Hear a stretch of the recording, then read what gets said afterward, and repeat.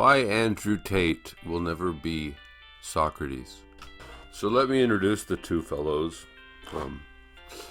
You may not have heard of Andrew Tate if you're intelligent, and you may not have heard of Socrates if you're stupid. So Andrew Tate is like a know-it-all who basically preaches like, give me money and I can, I've got it all figured out and I'll help you to get women and to get rich. That's basically his whole thing. I know how to get rich and how to make money and get girls, and I can show you how to. Look how tough I am. I smoke cigars and I'm muscular. Socrates was probably, arguably, the first philosopher.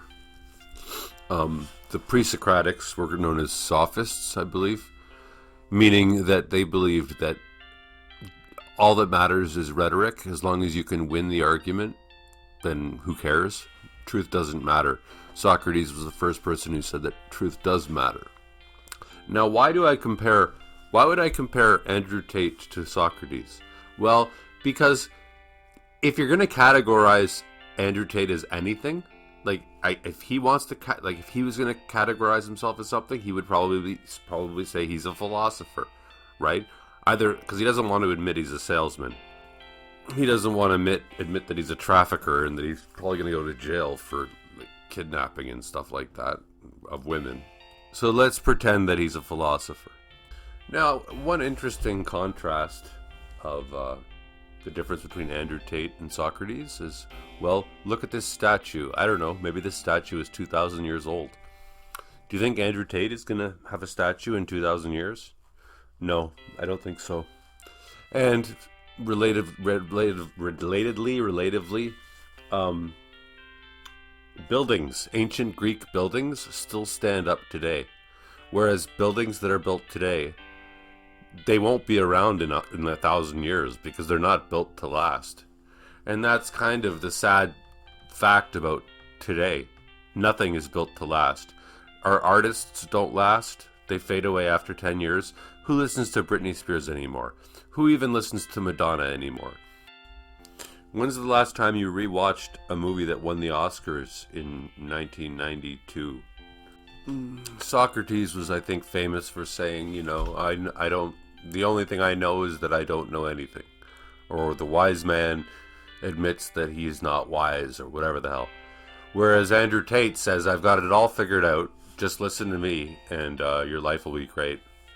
And meanwhile, he's facing another prison sentence. He's already been to prison, so just follow him. And yeah, a general rule of thumb, young kids out there, is that when you meet somebody who acts like a know-it-all, you should be very, very. That's the immediate sign that they're full of shit.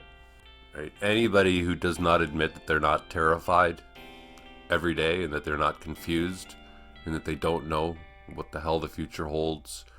Anybody who pretends they're not afraid, don't trust them. Don't even talk to them. No, I think I probably watched maybe a total of 5 minutes of Andrew Tate. Usually it's people just making fun of him. He is exactly like what that picture looks like. He smokes cigars. He shows off that he's got really nice cars. He shows off the fact that he owns women, right? And he uses them, and he gets laid more than you do. And that's really... And you know what? The truth is, a cockroach gets laid more than you do. That doesn't make the cockroach more of a man. I don't think Socrates ever talked about how much he got laid. Although he probably did have a lot of homosexual relations.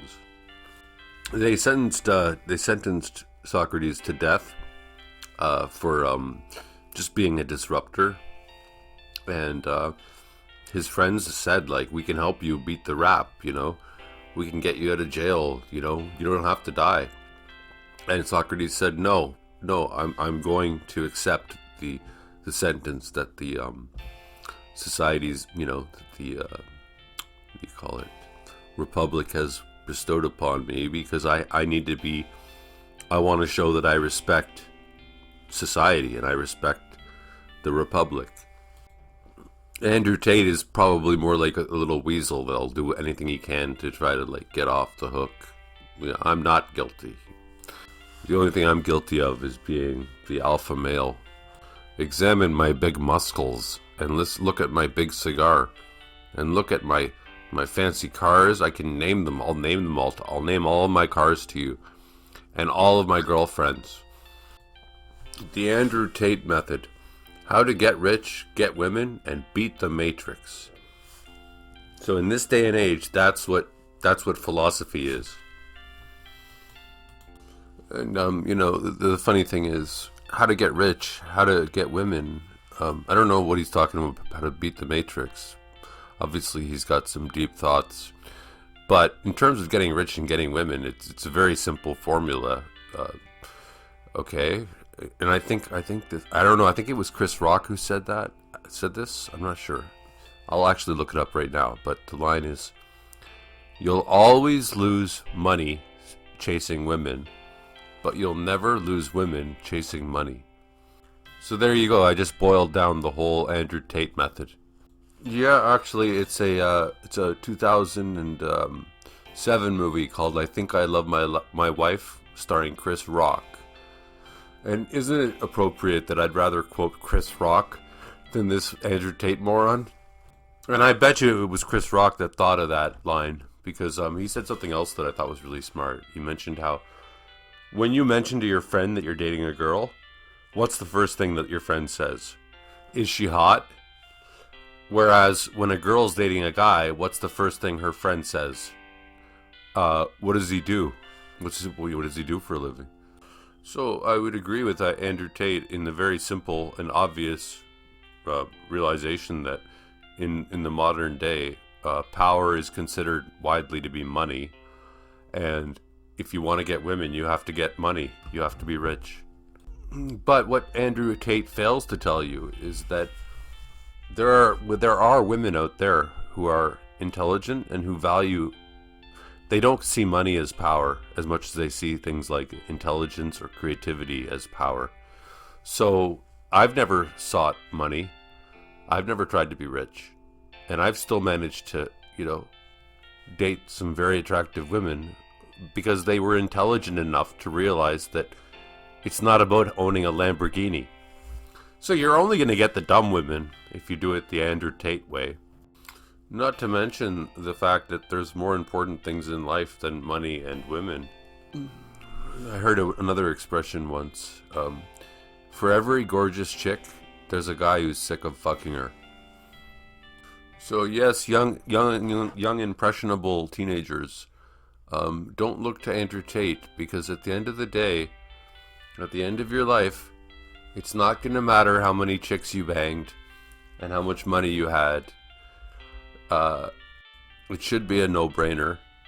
I think it was definitely either Socrates or Aristotle who said the perfect life is not a life where you just are happy all the time and you make lots of money and you get lots of chicks and everything just works out perfectly. No, a perfect life is a life where you've experienced everything. Misery, suffering, betrayal, all the bad things too. That's part of a complete life.